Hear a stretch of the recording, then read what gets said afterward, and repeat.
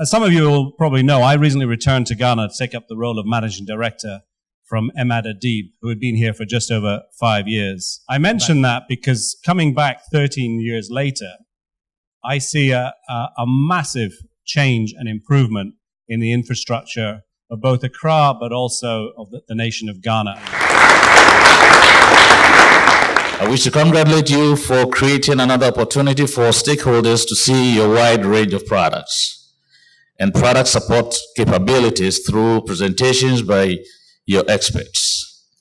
This is really an appropriate environment within which we can share ideas so as to provide the necessary feedback to Mantrac on the products that they supply to the Ghanaian market.